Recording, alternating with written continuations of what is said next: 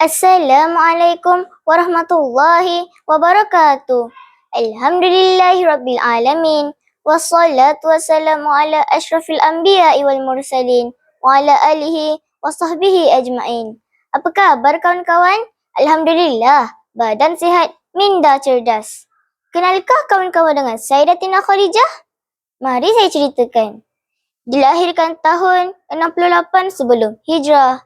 Keturunan bangsawan berakhlak luhur.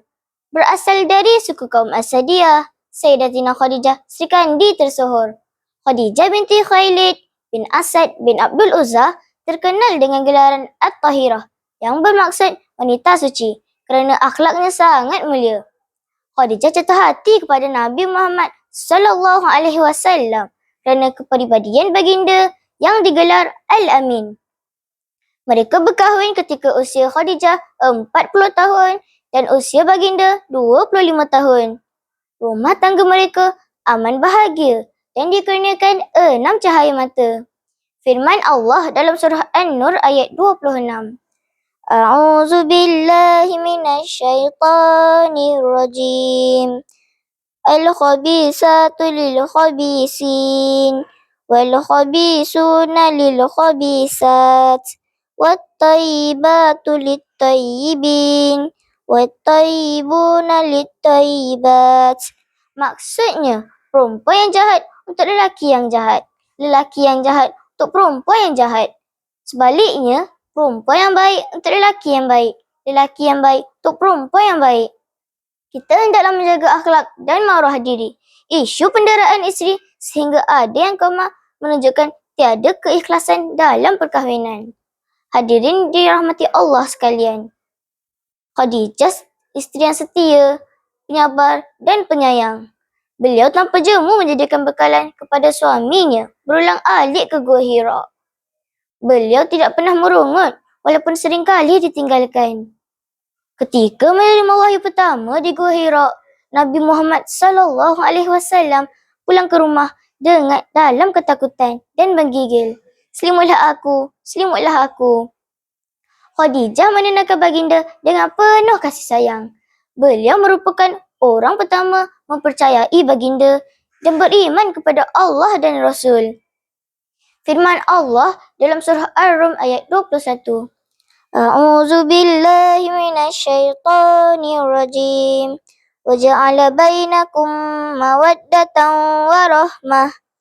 Maksudnya, dan dijadikannya antara suami isteri perasaan kasih sayang dan belas kasihan. Kawan-kawan, contohilah kesetiaan Sayyidatina Khadijah. Seorang isteri wajib menyayangi dan taat setia kepada suami. Namun, perbuatan curang antara punca penceraian yang semakin meningkat di negara kita. Para hadirin, sahabat sekalian, Khadijah merupakan sumber kekuatan dan pendorong semangat dalam mendukung perjuangan risalah kenabian. Di saat baginda bahagia, dialah peneman. Di saat baginda berduka, dialah penglipur lara. Di saat baginda beruzlah, dialah pembakar semangat. Di saat ajaran baginda ditolak, dialah yang paling awal beriman. Beliau sanggup meninggalkan semua kemewahan dan mendermakan seluruh hartanya demi perjuangan Islam. Firman Allah dalam surah Ad-Duha ayat 8. A'udzu billahi minasyaitonir rajim. Wa wajadaka a'ilan fa'agna. Maksudnya, dan dia mendapati bahawa engkau seorang yang kekurangan, lalu dia memberikan kecukupan. Harta yang kita miliki perlulah dikeluarkan zakat bagi membersihkan jiwa dan membantu golongan yang memerlukan. Hari ini, pembayaran zakat dipermudahkan melalui pemotongan gaji. Para hadirin, pada usia 65 tahun, Khadijah wafat.